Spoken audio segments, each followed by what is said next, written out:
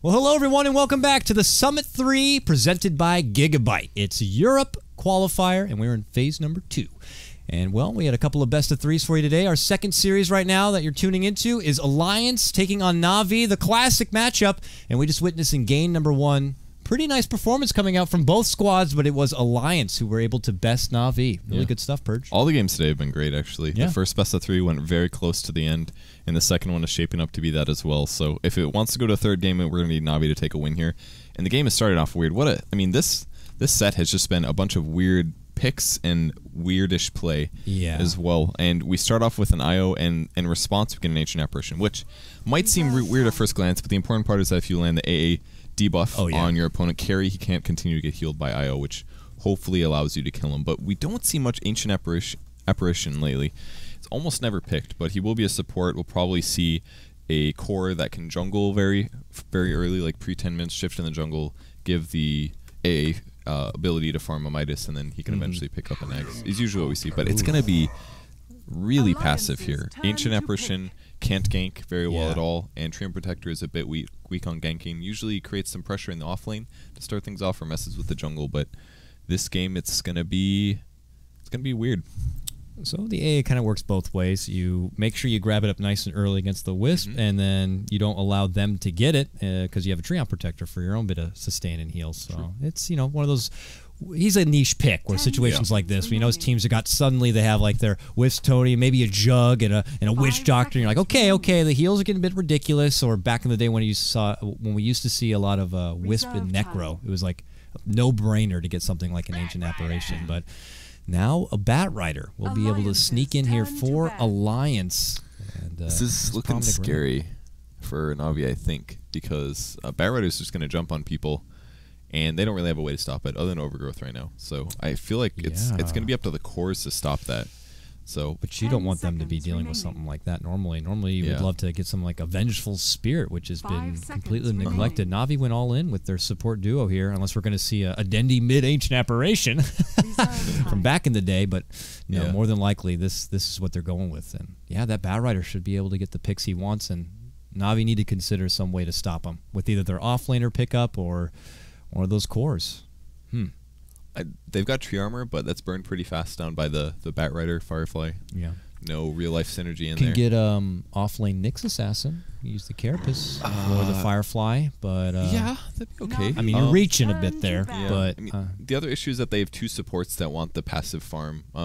Both Treant and Ancient Apparition are typical supports that are like, okay, I need to catch up in lane because it's hard for me to get farm. So the fact that they have 2 of them puts Navi in kind of a weird spot here. We're going to have to see a much more active Treant Protector. If both of them are completely passive, I think they're going to get wrecked. I'm feeling right now that Tony's been banned out, and I've seen Alliance run this lineup time and time again. They like to do a Bristleback usually with their Wisp thereafter as their next option. They can even build more on top of that. They get themselves something like a Vengeful Spirit, who obviously works very nicely with a Bat Rider, and then you get that additional minus armor on top. They could have a good formula here. And I feel like Alliance just kind of have a lot to work with, but the ban on OD, that gets me a bit percolated, Purge. That really came out of nowhere. No, it's not out of nowhere. They needed a counter to Bat Rider.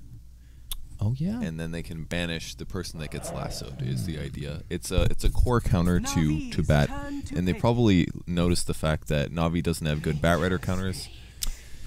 Okay. Well, that's 3 typical support. We might be seeing the Dendi. It just got really I mean, we led into this game saying we've been seeing a lot of weird stuff, and now Navi, we're getting either a core Vengeful Spirit Havost, or we're getting a Dendi mid Ancient Apparition, a core safe lane farming Treant Protector. He's played Venge Core before. I don't want to try to reach that Dota for this one here. Let's go back in time. Let's talk about TI3. Okay. TI3 finals. They played against Alliance actually, and they played Core Vengeful Spirit, I believe, and they got wrecked. It was the first game of the set, I think. They went aggressive tri-lane versus Bulldog's Nature's Prophet, and they got wrecked.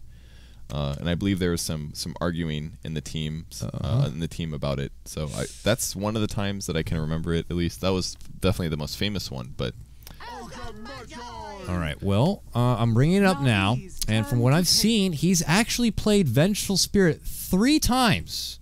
It's not even showing on the stats. Am I in crazy? this patch. Oh, in this patch, okay. This is this patch. Okay. Europe, ESL 1, New York, Europe qualifier. That's all 2014 Yeah, in this is pretty September. Old. Yeah, okay, well, if it's going to be him playing the Vengeful Spirit, he's going to be working with this is an elimination match, mind you, for Navi. Not elimination, they go to the lower bracket, okay. but yeah, I was going to say. Yeah, no, but it's still a very important match if they want to stay alive and keep moving through the upper bracket. But he lost every time. This is game. You guys can't see it, unfortunately. I can't bring up the stats, but the 3 Vengeful Spirit games are 3 losses. That's so maybe let's look at Dendi and Ancient Apparition. I know we're taking a lot of time with this, but this is not something we get to see very often. So I'm really curious to try to theory craft what Navi's game plan's here. And I'm sure Alliance are like, wait, what? You know what Dendi A reminds me of? TI1 actually. Yeah. Is there were so few heroes in the game. There was about 40 heroes, so you were very, very limited in the heroes that you could play. And he did play AA mid then, if I remember correctly. All right, we got 3 AA games here for all wins. All wins, all also in 2014. Yeah. So someone's going to be playing something they haven't played in quite a while. I think if anything, it's going to be a core Treant. If anything, it'll be a Treant core translating into fast ags, and they'll try to get advantage with that. That's my guess. I mean, it's fun to theory craft about core Venge and core Ancient Apparition, but the one strat here that people have been doing, at least that I've seen, is putting Treant in the one position, you farm eggs really fast, and then you transition into letting other people farm. So it'll hurt the Venge, but the Venge could catch up, for example. I don't know if Havost will play the Treant Protector. Maybe the support players will get it since they have more experience on the hero. But I mean, can you jungle with a Treant? Like, are they going to do a thing You where they have a can. very selfless, like 5-position AA/Vengeful or whatever it is, and then throw the Treant in the jungle? You could. And he's got a really high base damage, so if you get a Quelling Blade, it goes pretty value, and you can just punch creeps for a long time, man. Okay. It's not good, but it's okay. It farms pretty fast if you get the Quelling.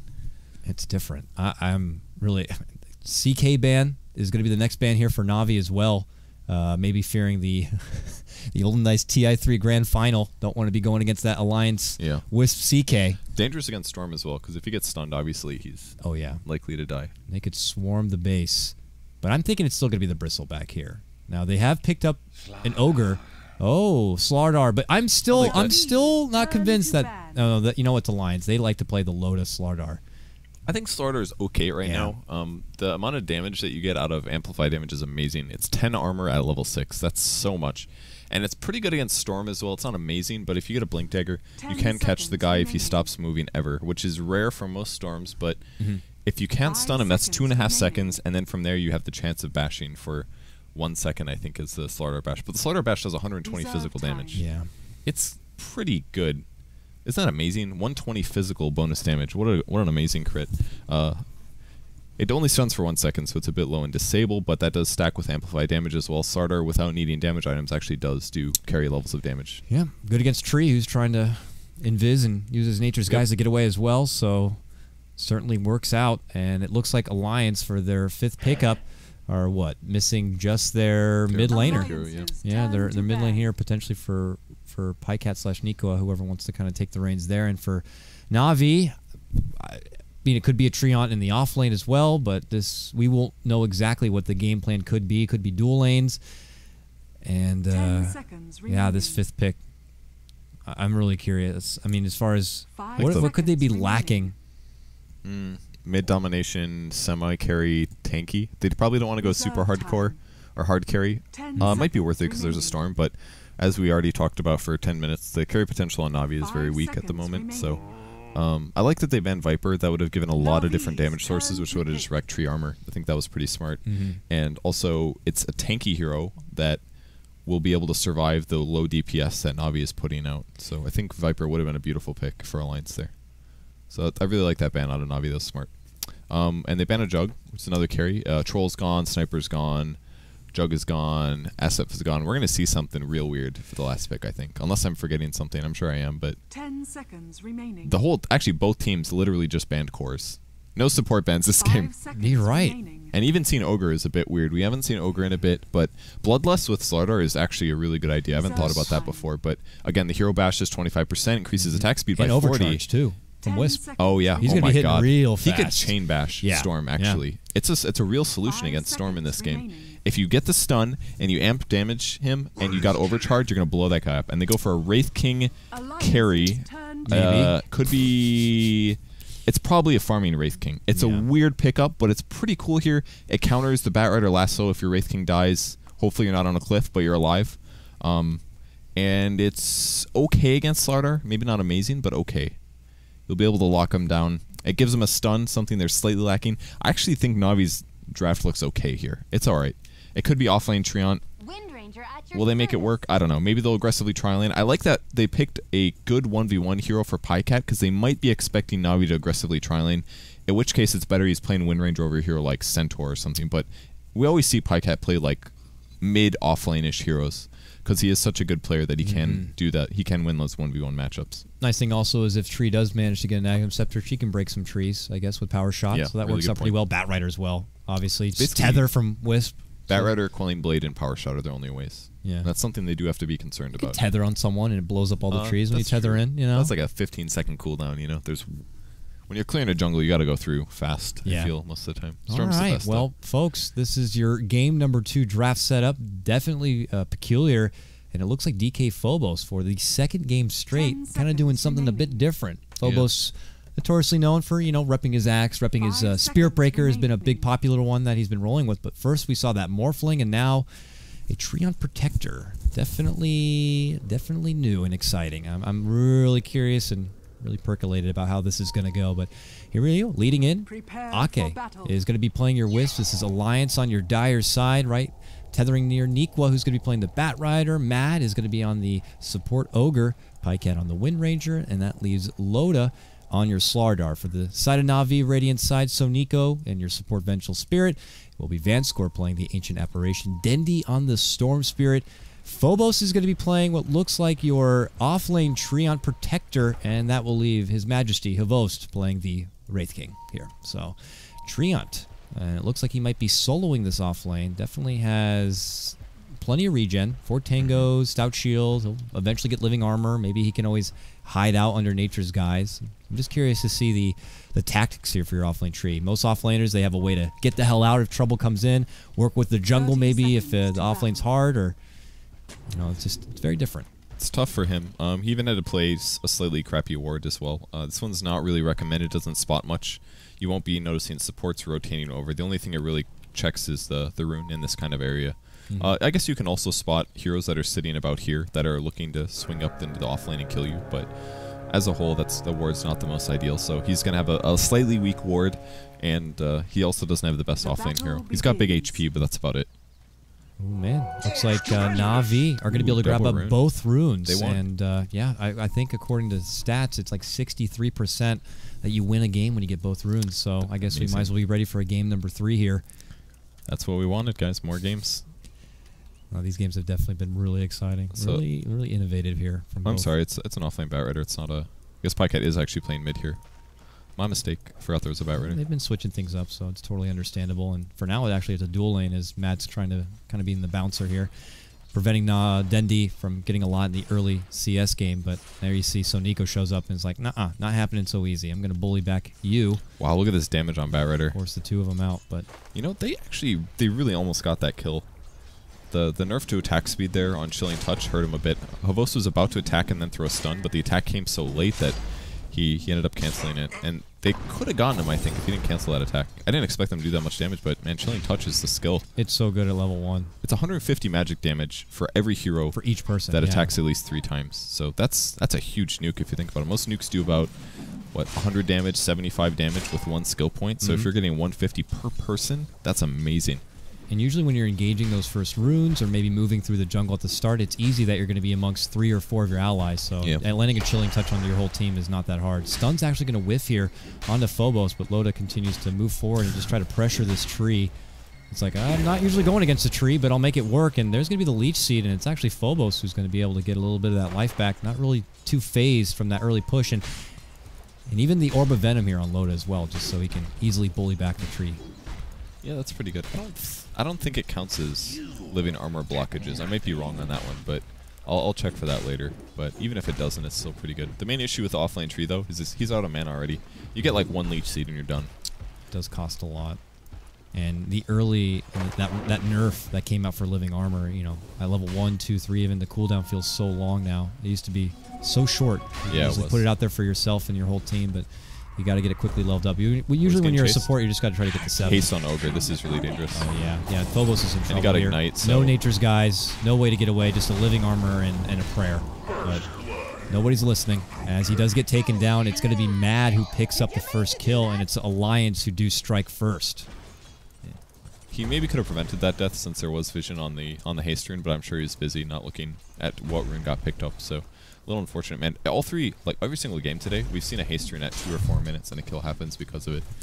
Just remember, there used to be haste runes spawning at 0 seconds. Like that stuff was crazy. That's why it got removed, because it impacted the game too much. If 2 bounty runes impacts the game to a 60% chance of winning, think of what a haste rune does. If it was a bounty and a haste / DD or something, we'd really see some blood. Yeah. Invises were huge on supports in the early game. You could just set up kills mid. We'll see here. So Nico steps away from the mid lane to be an aid here for bottom. He really wants to dive this. Yeah. Nico's got good positioning, and somebody did ping over there. I didn't see what team it was. They may know that he's there. The Dire team doesn't have a ward that spotted it, but it's nice to swing around this early. And do they still have Chilling Touch? They do. So if they can get a catch, we actually have a pull mid. Yep. Go for Pycat here. Pycat holds strong. They're trying to find Nico. They spot him now. They see him, but they've given up. No point waiting any longer. Nico positioned well. Fine. Dendy's at 18 and 4, neck and neck with Pycat. So that early harassment coming out from both sides hasn't really been too much of a benefit right now to one side or the other. But Mary moves in. Dendy, not level 6 yet. This is the time to strike onto your Storm Spirit. Shackle shot, not anything to connect, but he turns back onto Mad and gets the kill there. Will Dendy go down? He should. Needs another right-click. Pycat without the mana. There, they will get it. Okay. So maybe worth it for Mad to kind of get the upper hand advantage there for Pycat in the mid lane, and kind of puts Dendy off a little bit longer from getting his level 6, while Pycat is about to get his. Well, he got a lot of levels out of that. He got a lot of experience. They're actually diving top. Phobos in trouble. No armor for 1 second. He should be okay as soon as the armor's here. I think. Maybe not. I don't know. The Wisp helping out there is shredding him here. He's slow. He even buys out. There's the stun. And that will be a kill. But Denny's alive now. This gets a little scary. Denny's not 6, though. He should be able to get this, though. Needs 1 more hit. Wisp is a little faster than him due to tether. Okay, something. Oh, they want to turn back on him. They're waiting for him to turn the corner, but he's not there. Man, that would have been a double kill if Dendy was 6 here. Yeah, and Lotus should be fast. Top tower is very close. Alliance commit for the dive. And because Ake has that bottle, he has so much sustained power for him and Loda that they are not afraid. They go on a relentless tear and take down the tree. Now 1-3 here early on. There was actually a DD on the Wisp there.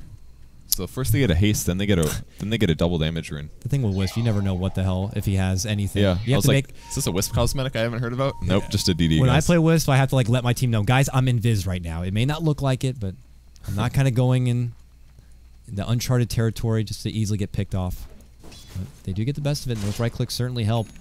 Phobos will have to walk himself back up to the top lane here. He's now level 4. And if he was trying to farm quickly towards an Agnum Scepter, he has a long way to go. Only 5 CS for him at the early start of this game. Kill top. Then he's got 6. Here comes the TP. That's Wisp showing up.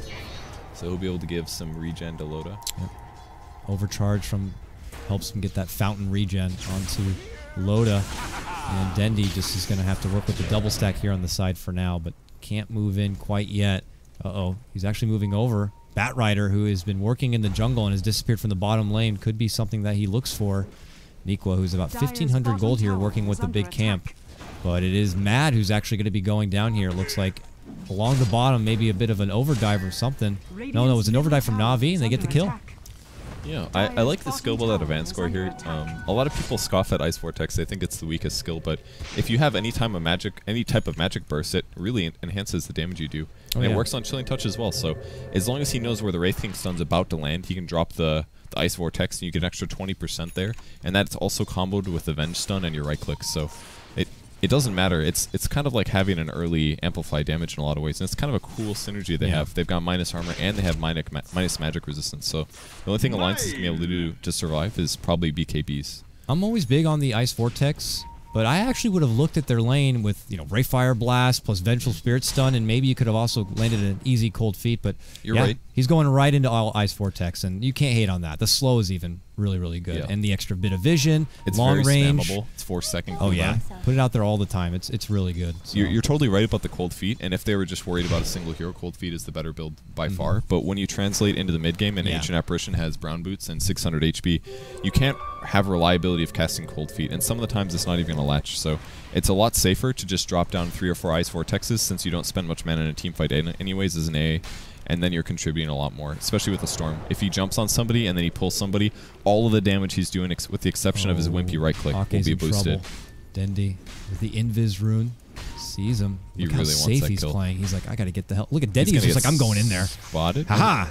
Moves in. There's the jump. Tether. Nice tether to the south as a TP rotates in. Could get shackle shotted, but Dendy makes a long committed jump to get the hell out of there. But yeah, they look for the chase. No Phobos is scouted as okay. He's gonna get low down. Low down. Dire's top That's a little scary. And he can wait it out for the 8-minute rune if he wants to. If he can. He's getting flanked from both sides, though. There's Mad. That's bad. Jump in. Fire Blast will dish out the right click. Mistake Good from jump. Power shot. Close will get him, though. Oh, there's a big shackle. Dendy's going to be taken down here, and will be. And a bounty rune for Alliance. I thought the Nico made a mistake there, but Dendy didn't have enough mana to escape from that, so it would have been a waste to use his ultimate there. It was better just to let them finish the chasing. All right, big grab for them. 2-4. It's Alliance who have the bit of early lane advantage. I mean, if we kind of count out what lanes went out well, I mean, Loda got a nice early pick on your tree. They had plenty of farm, didn't really hand over a whole lot, and Phobos has been kind of put in check. Mid lane, Pycat, they got that kill on the Dendy. So it's good for him. He's got the phase boots, and pretty much bottom lane, though, has been going pretty swell for Navi. Havos is the head of the CS right now, 55-14 on his Wraith King. He's got a Midas build up. That's really good. You know, and he's been trying to be the dark horse, the silent one for his team, so that when he finally pops up into battle, he catches Alliance off guard. Midas is so good on this hero. You don't always need to build it, but the best part about it is the levels. The gold is obviously great because the hero is a great carry, with the exception of him getting kited, but you want to hit level 16 as fast as possible so that your ultimate cooldown is heavily reduced. Otherwise, the hero becomes a bit weak in some ways. But Midas is good, great attack speed. The hero's a fantastic carry. He's actually one of the best 6-slotted carries in the game because he has 2 skills that are essentially items. He's got 30% lifesteal skill, and he's got a crit as well, 15% for a triple hit there. He's not that hard to play. He's stunned, and you're good. There's a little bit of attack movings, maybe some armlet toggling. I really like the armlet build, but this might... Well, he definitely needs armor. He should definitely build items around armor composite, so... A Mjolnir is maybe not the best here, even though there are a lot of damage sources. This is a really good Mjolnir game, but the starter being in the game means that he has to buy armor items, otherwise he's going to die in 4 shots. So I feel like he has to go armlet this game, or at least like a Mjolnir AC or a Blade Mill. Mjolnir Blade Mill is a pretty cool build as well. That might be also a good option. I've seen other people go straight Radiance as well. Yeah, that's an option. It's not as good, I don't think. I'd rather get a Mjolnir over Radiance, I think. We'll have to see. But... yeah, and of course when I say he's easy to play, it's not like anyone can do what Havos is doing here as he kills Matt on the bottom lane. It's just simply the fact that he got the one clickable, at least for now, to work with. All I saw was a T, a left click, and then a right click. I could do that, man. Come on. I mean, yeah, that's what I'm talking about. I couldn't get 70 CS at this point in the game, but... But it's a whole nother level to make sure you prioritize your farm, your itemization, knowing when's the right time to fight. That's a whole nother ballgame. But as far as using the hero itself, you can probably have one finger and get that Wraith Fire Blast off. So here we go. Might be a dive mid. Yep, they make it. That's the debut of your Nico Blink Dagger. It's on Vance score and easy follow-up. Pycat helps out with his Focus Fire, but it's Batrider who does get the kill. And now Pycat can add some pressure onto this Tier 1. We'll have the Focus Fire for that tower, but still good damage here nonetheless. And it looks like he's going to be going right for the Agnums, or at least stepping off for the reliable point booster for now. This is the Slasher's way, Purge. It is. We'll see what he gets for his damage item, though. I think it's a pretty good Maelstrom game, actually. I think the main reason it'd be kind of good is because it'll help you break through the tree armor a bit faster, but you could get away with both items. He could go Daedalus, that's the Slasher's way. I think Slasher is mainly right in that video, actually. I think his build is very good. But most people go Maelstrom Ags. That way your Maelstrom jump is a little bit more damage. The only argument I heard, which is something Alliance could be going for, is the build-up he had was typically more for split push, taking objectives. You have the quick focus fire to move in there, but uh-oh, there's the jump. Dendy gets the pull. It's with an Ice Blast, but they just don't have quite enough follow-up. And a quick relocate from Ake. He's like, I'm here for you, buddy. Don't worry. Just to aid. Really pretty. I guess this cautious. is about taking Roche or something. Yeah, they needed the pull to be very close in melee range. Dendy's even opted for 2 levels in Remnant over more pull levels. So his disable, it's going to be a lot worse, but his damage is a bit higher, but he needs to get right on top of his opponents, so otherwise it's not going to do very much like what just happened. I don't think he was going to be able to kill him unless he was right on top of him. That would have been a really hard kill for Dendy. He had to like attack, pull, Remnant, and attack again before Wind Run came off. It's only a 1-second stun. Like, you're not going to kill him before he presses Wind Run, you know? Yeah. Hard stuff here for Navi. They seem to be coming up short a little bit here when they try to make these gank moves, but yeah. He may go top. He had his sprint activated. He was like ready to party, but kind of second guesses his commitment onto this top lane, it looks like, and they'll have to wait. Ake, who obviously showed off his relocate there in the mid lane, is something else that Navi will have to keep tabs on as far as when they take an engagement. They will quickly show up and just try to rain on their parade. And Phobos, yep, he's going right for Ags there, Purge. He's got his own point booster now thrown together. It's definitely the best way that he can contribute to the game as an offlane hero, which is, we never see Tree on offlane really, because it's frankly not that amazing, it's not that impactful. He basically has to go offlane, and he has to get levels so that he can living armor people, and that's going to be his contribution in the early game, unless he goes for a team fight with Overgrowth. And then once he gets 4,000 gold, then he becomes kind of useful. Moderately useful. Quite useful, depending on how the team reacts to it. So this is pretty much why we don't see Tree on offlane, but they're kind of forced into it due to the picks on Alliance. If he's able to get a lot of those eyes out there without Alliance keeping tabs on it, you can put it into the Alliance jungle, even on their neutral camps, and you get free farm just based on that alone, with the Overgrowth applying to all of the eyes. Just get lots of free bounty there. Yeah. Alliance should be, you know, maybe when it first came out, you know, FNG was probably one of the first people to really go right for the Ags on the tree, and they didn't even bother with it. And they suffered from it because of all that huge vision. But now, as we see it more and more, and some of these teams are slowly bringing Treant Protector into their repertoire of drafts, teams are knowing what to look out for. So Phobos now uses his early level 1 gaze and just continues to soak up XP. A bit nervous as far as where Loda and Ake could be at any moment, because Loda does have that Blink Dagger and a Dust ready to go. So Treant needs to play it very cautious, very safe. Phobos will continue farming. Vanscore is going to work. Oh, he's going 4-staff first, actually. Yeah, this is a different school of thought for Ancient Apparition. There was a long time where A's didn't even build Ags. They would build things like 4-staff, Mech Arcanes. And then they started transitioning more into the, I just need to get Ags as fast as I can because I want to have teamfight contribution that doesn't necessarily revolve around me being in melee range. So, and then some people went back and forth on that, saying that wasn't necessarily good. You shouldn't do that. It's better to get items that are cheaper that you can contribute with. So he's opting for the contribution item, and I think that's a bit safer against the Batrider and all the other heroes that they're working with, because it's a much less expensive item and allows them to fight earlier and save themselves against a lot of heroes like Slardar. So he might die right now, though. We have a TP coming to the bot lane. That's Pycat, probably setting up for a relocate. Vanscore is definitely the easiest kill here. Yeah. Vanscore just trying to get more solo time to farm up. He's not going right for a Midas or anything. He's going for a 4-staff, and Shackle Shot not going to be able to connect on that creep. Vanscore a little too far back. Good defensive position. So he saw Pycat coming, so knew he was going to Shackle and backed up just in time. There it is. Going back to playing very safe for him. It's good that he's playing this safe. There's so many heroes that can just blow him up. It's very apparent. I mean, maybe if Dendy's able to kind of go off the rails with his Storm Spirit, for the rest of Navi, they're playing it slow. I mean, I say that now they're smoked up, but Havos was taking all that time to farm up. Very safe play from Tree, safe play from Ancient Apparition. And now they are going towards the top lane here. They have had enough of Loda, as Loda making a go onto Phobos. Pops out. A very nice Overgrowth, and here comes the rest of Navi. They get 2 quick hits and take out Aki. They're going to go for Loda next here, and a jump forward should finish him off, and it will. 2-man grab. Niqua also in trouble. It's 3. Big fight for Navi in the top lane. Oh no! Oh, Venge just killed himself. He walked through the fire back to his base. What a mistake. Whoops. That didn't need to happen. But either way, really good fight for Navi. Perfect timing. The enemies went on them, and they were able to jump in with their good mobility. That was a Blink Dagger on Havos, which he has. Great item on that hero. can jump in. Storm Spirit obviously flies across the map whenever he wants to, as I'm sure you guys have encountered in your pubs. Maybe Pycat dying here.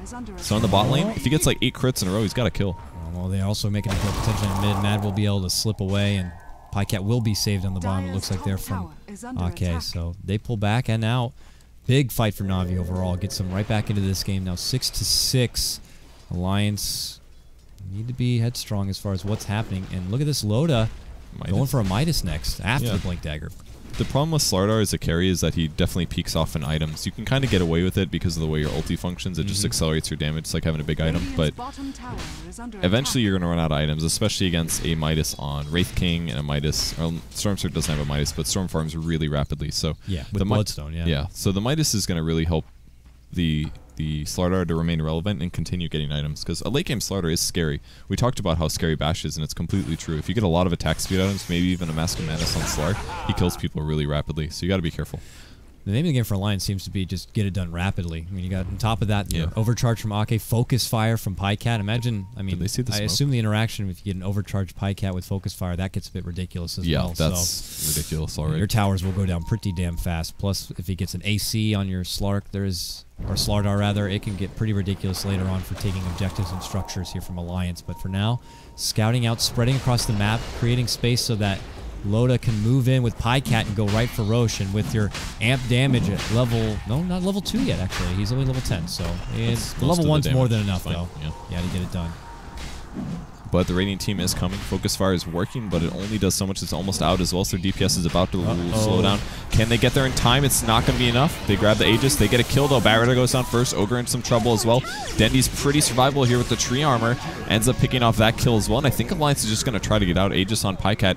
Here comes the A ulti, but there's not going to be a follow-up, I don't think. Or is there? Stun lands on Pycat. He's getting kind of low. Dendy goes high ground, but he's out of mana, and there's the relocate from the Wisp. That is going to sacrifice Wisp's life, but maybe Loda can blink and get a tether, but I doubt it. I mean, they have plenty here to stop the little ball from getting away, and Akane condolences. So he brings it back to fighting. They're gonna go for a fight. Pavos is in trouble, could lose his first life, will, and so Nico next, very weak and wounded, has to pull back and away. Navi, we're not expecting that one, but it is Pavos is able to get a hold of that precious Ake, but he would have died regardless, so it still could be very good. Follow up, Nikwa gets a beautiful lasso onto Dendy and a focus fire from Pycat. Pavos, second life, trying to run. Amp damage, flame break back. They're going for his majesty. Shackle shot slows him down. Dendy back. Oh, he gets stunned again. That's a dieback. Dendy goes down for the second time, jumping in for a commitment. Oh no! Now Phobos trying to run. We'll make it out. Uh-oh. That was not what Navi wanted. Yeah. And Alliance, man. They just were like, let's do it. They go right back in, and Navi were anticipating just a quick and easy kill onto Ake. Yeah.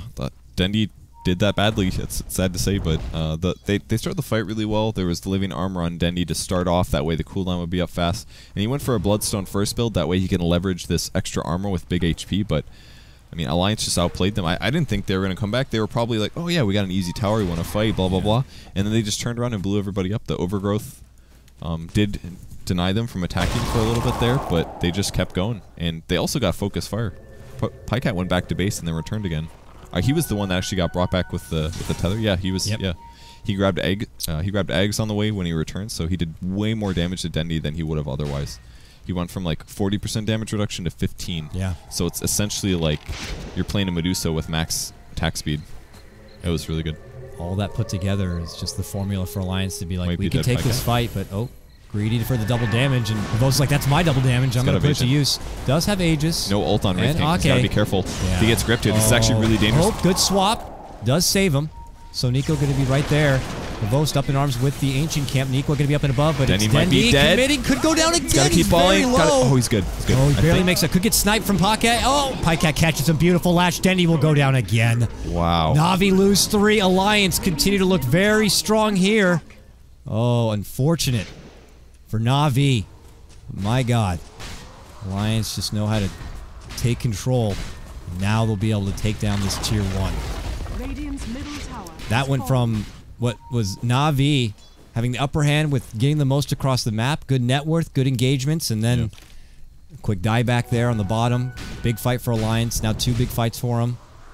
I really like this Slardar versus the Storm. It's a bit unconventional. It doesn't quite make sense, but You just want to burst down that hero in the short amount of stuns you have, and he's got a 2.5-second stun.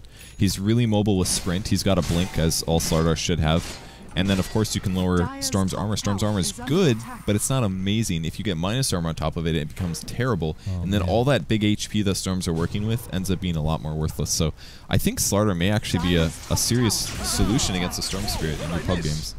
I'm going to do it too. You're going to do it? Slardar versus Storm. I welcome Slardar. I like playing Slardar. Maybe if he gets more play, then they'll recognize that they need to actually update his look. He just is hideous. This Tiara set certainly helps. Yeah, it actually helps a lot. It looks pretty okay like that. Yeah, but that's the best thing you can get, though. If you get behind a Slardar, though, the hero's kind of rough, especially if you get aggressively tri-lane and you have a tough time. But he's still a decent tri-lane hero. You just have to be very finicky. He's not a very typical carry. You don't just jump in and do tons of damage. It's more like, I'm going to get gold by killing you and never dying, kind of a thing. Weave in and out of the fight, and he's probably going to go BKB immediately. He definitely needs it to stop the AA damage, the stuns, the storm damage, all that good stuff.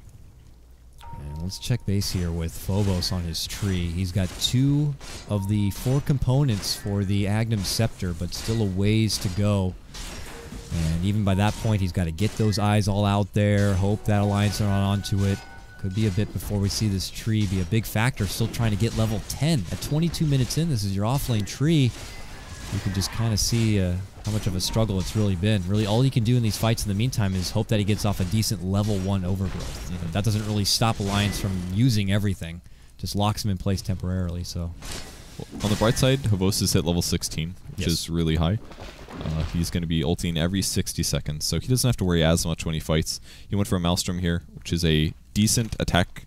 It's like a good damage item, but the downside is he's going to be a little bit vulnerable to Slardar ulti. So I really feel like he's got to get some armor soon. Maybe a Blade Mail first into an AC, or maybe Maelstrom into Blade Mail or AC. Oh, Nikwa. Yep. Plants himself in the tree. Sees Soniko. Kills Soniko. Easy quick grab for him. Ice Blast does come in, and Havos rotates up. Doesn't have his blink now up, they look to turn back. Loda might commit for this one. Okay, puts out the amp damage. That's a lot of minus armor. What is it at now? Level 2? Minus 15. It's so much. It's actually a really good ult at level 1 if you think about it. It was it's buffed like, recently too, wasn't it? Yeah, the base amp damage is really high. I think it used to be and the lower, cooldown like too, right? 5 or 8. Down to 5 seconds. That one was actually really big because when you'd initiate with Slardar, you'd amp damage a guy and you'd hit him like 4 times, and then you'd BKB and you'd remove amp damage. So really, during a team fight, if your cooldown's like 10 seconds, you only get like 1, maybe 2 chances to use your ultimate as Slardar, and it's kind of wasted because they just remove it with BKB. They're gonna try to catch somebody. I don't think they'll be able to. So it was a really big buff to Slardar. It helps him work better in more team fights, or if you amp damage as you initiate, they BKB, you can re-amp damage a couple seconds later. It's a big advantage to Slardar that he was really missing before. Can use it between camps to farm like he's doing right here as well. Yeah, it's only 25 minutes. Really spammable. It's actually a pretty good ability, I think. I like it. I feel like do you ever see this hero in ability draft? I don't know if you ever play ability draft. Yeah, but I feel like it'd be a really good ability draft skill, and I never see it. You'd think so, but sometimes when I play that, there's like people in there who that's all they play, and they have just already formulated the best possible, like, they just have exploited everything, you know? I usually just do that against my subs since I played it way more than them, and I'm like, yeah. I'm more about like the 5v5 all same hero mid lane thing. That's pretty good too. I like that. I've liked ability draft a bit more. It's very theory crafty. It is. And it's not just about get the skills, it's also about like figuring out what the hell you build. You're like, so I've got all these skills that don't synergize very well. Do I get Sometimes you end up with an OP hero or like Yeah. a crap hero. Then you're like, I've well, I done that thought a this few was going to be times. good. Now I realize I actually don't have any mana because I didn't have an intel hero, and it's garbage. Navi's forcing Oh, another quick fight pop here. of the smoke. They see Havost here. His first life could be a quick one. Living Armor comes out. Big Ice Blast does connect, but there's the first life.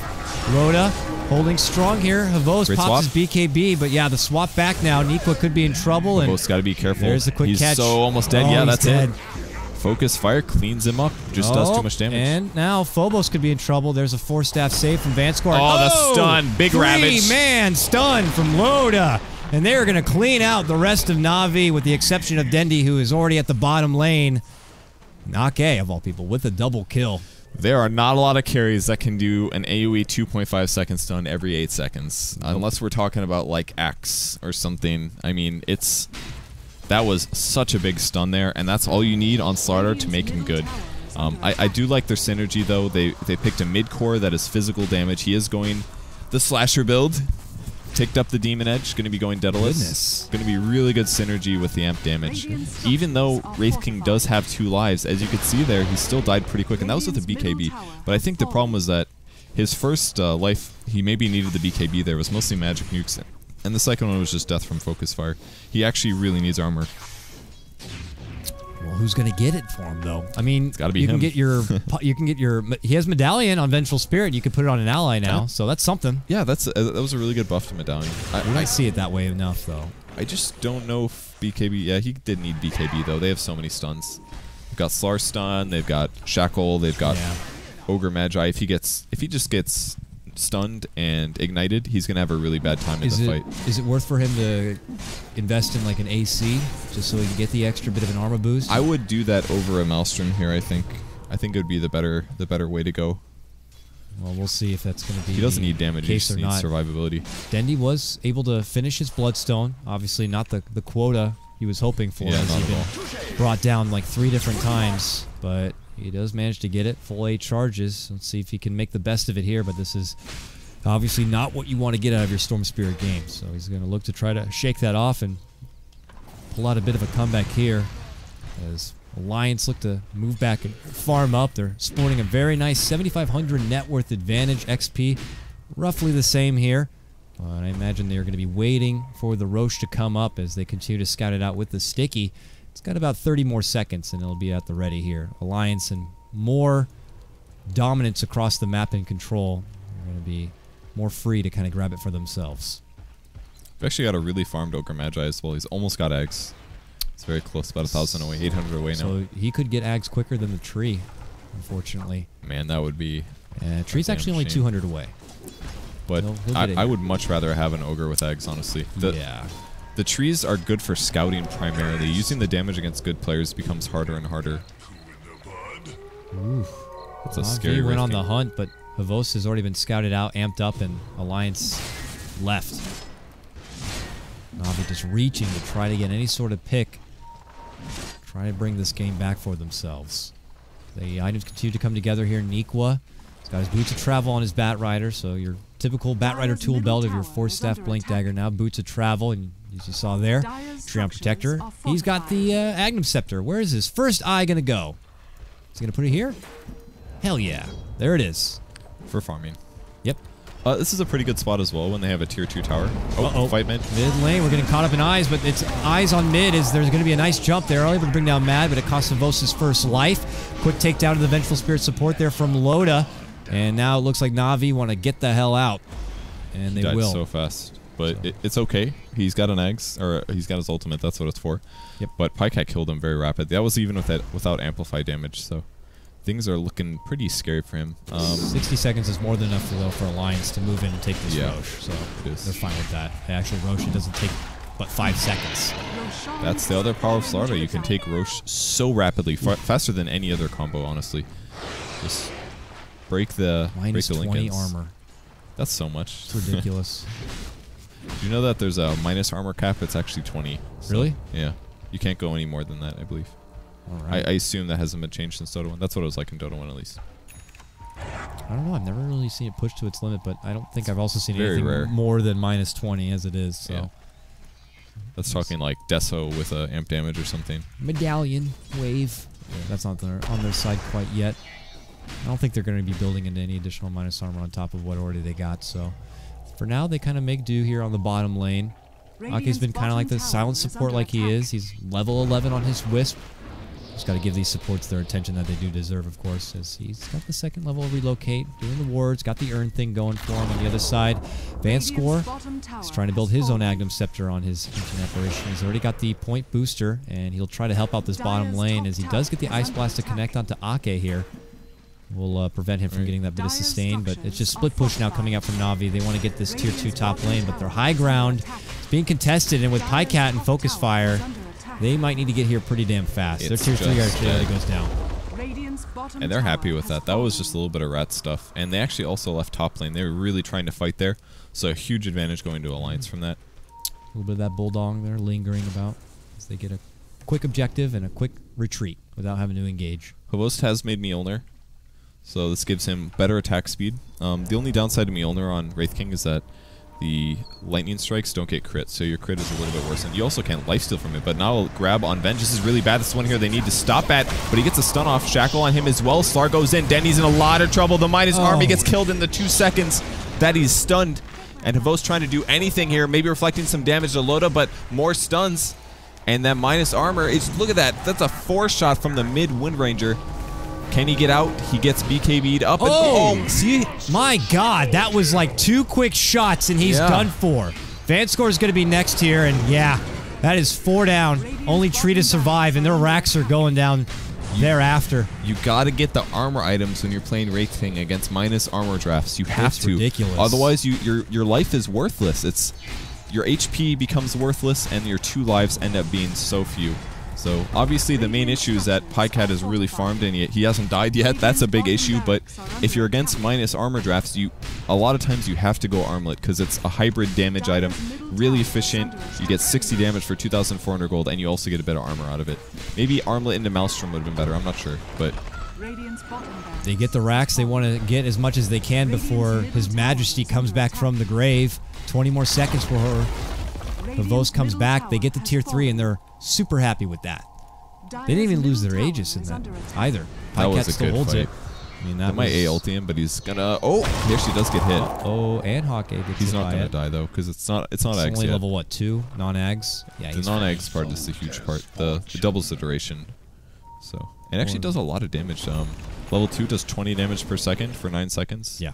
If that's an Ags, that's like an extra 3 days. 400 damage. Yeah. It's like one of the best Ags in the game. It's just it's almost essential to get on someone like AA, because it seriously does feel like it goes on for the rest of the match. It's crazy. Really good if you catch a lot of people, but if you only catch one guy, you're like, why did I spend 4,000 gold on this guy that was going to die anyways? Yeah. That's why people sometimes change his item build. You don't always get good value out of it. If you do like the big global ultis, you catch their whole team, you're like, yeah, this is easily worth it. They can't heal. We've got 17 seconds to get them to 20% HP and they die. Yeah, that's why you also see him paired a lot with like a Faceless Void. You get the easy Ice Blast connection. You don't even have to be that far to make it work. So got an AC on Loda, so even more minus armor, and most importantly, his survivability is stupidly high now. Oh, my goodness. There's decent magic damage on Navi, but Slar is looking real scary this game. His mobility is just fantastic. Sprint plus looking Bloodlust. To show it off here. Sprint also was buffed. I mean, if we're just going to go on a tirade how good Slargar was, it's more frequent. Yeah, it was like a reduced duration, lowered cooldown. That means you could sprint out from Fountain now, get to lane, and it's going to be off cooldown, so you don't have to worry about eating more damage when you get to the lane. It's just a free trip from Fountain to lane that much faster, and it's efficiency even to go from camp to camp. Yeah, just a lot more frequent. Very good. It lets you better control when it's on and when you don't want it to be on. Whereas before it was like, I guess I'm using sprint, guys. I'm committed for the rest of the fight. People thought for a while he should just get a toggable sprint. I think that would have been a bit too much. Oh yeah, that would be OP. There's no way. That's like saying, that's not fair. Yeah.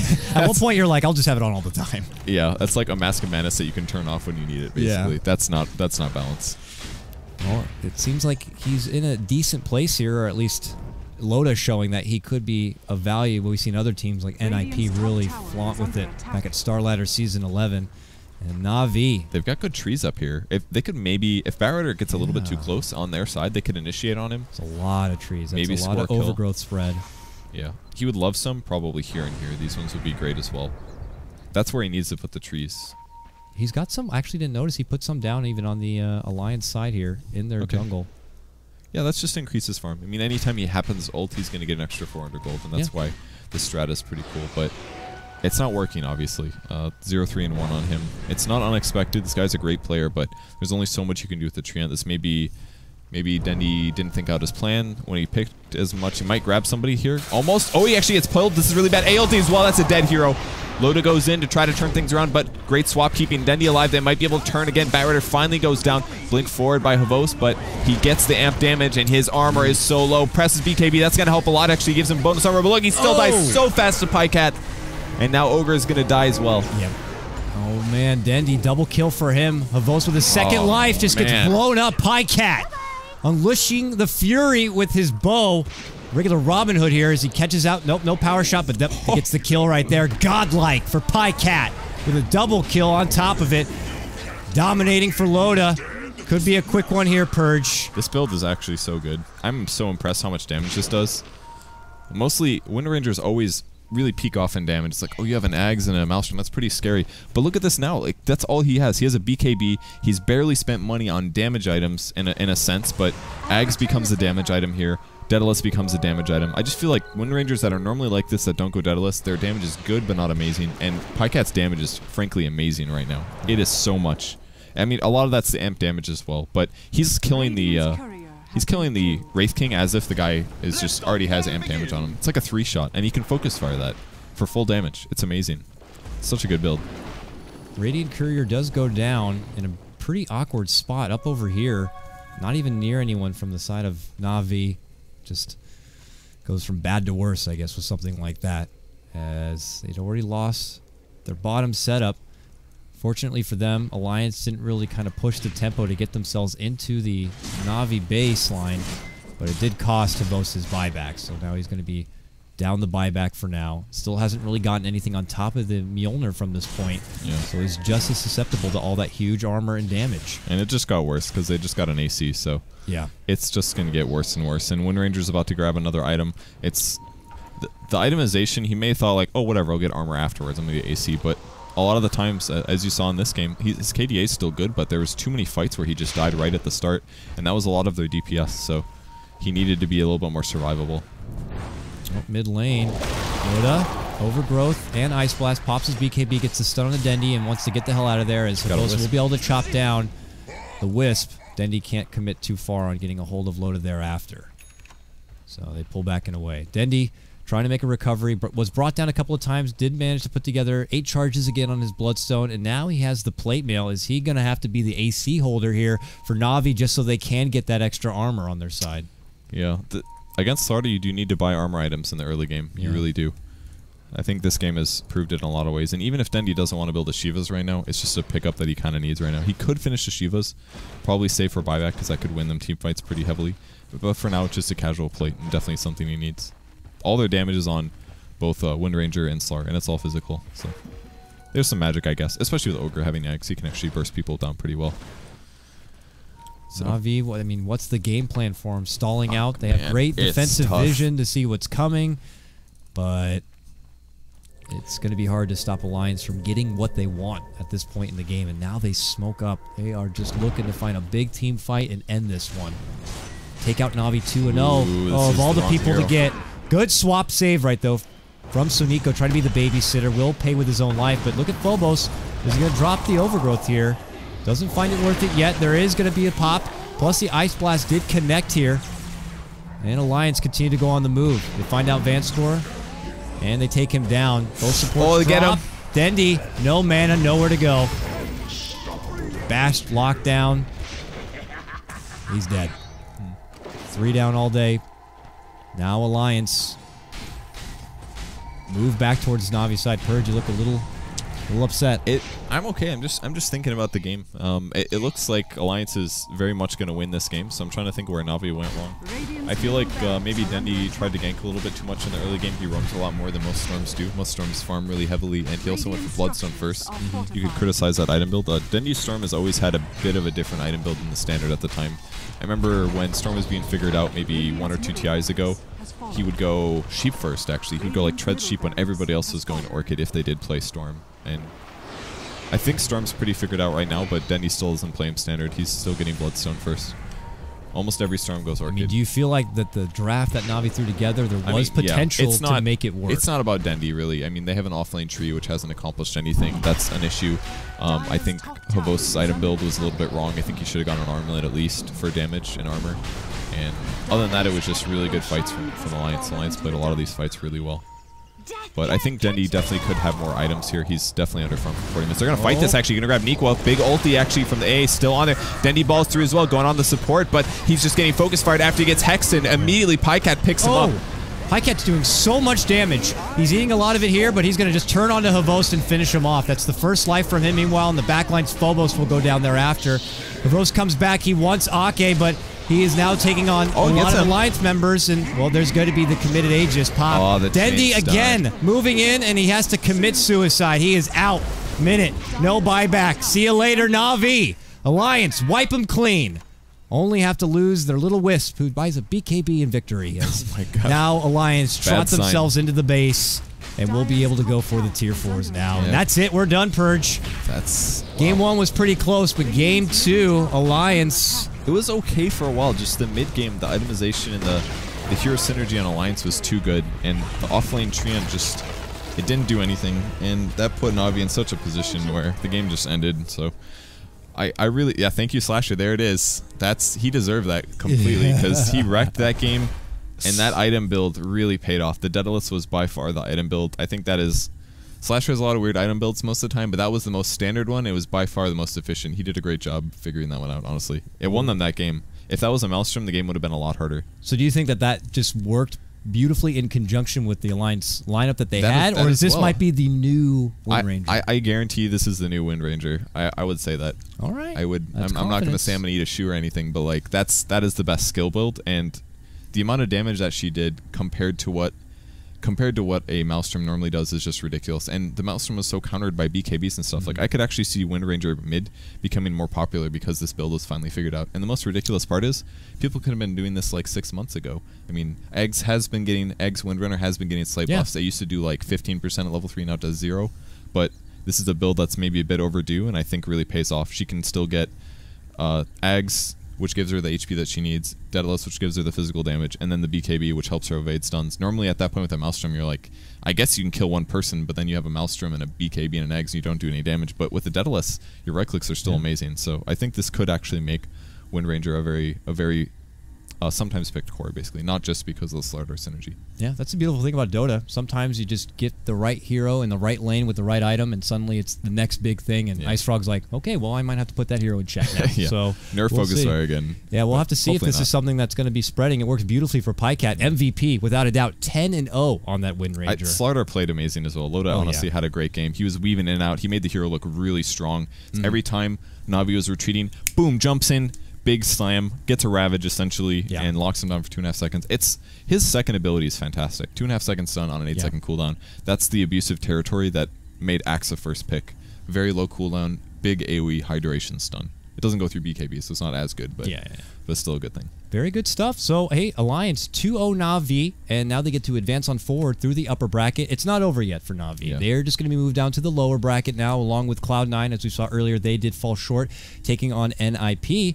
And that's going to wrap things up. So an exciting day number 1 for Summit 3 Europe Phase 2. Those games were all really great. Yeah. A lot of good stuff. No DDoS. Guys, we did it. We made it through. I can't believe it. We made it through 5 games. No DDoS. 5 games, and the only pause was for a piss. That was it. I mean, that's beautiful. We won. We did it. I'm so happy. I can't believe it. So, folks, that's going to wrap things up. We're done here. Want to show your love and support? Catch me on my Twitter at KotLGuy. Catch this guy over at Purge Gamers. We're beyond the summit. It's always a pleasure, and I assure you that there's more Dota action to come. Good luck, everyone, with the rest of your Dota pub play, whatever you want to do. We'll catch you next time. In a moment. Come on. There we go.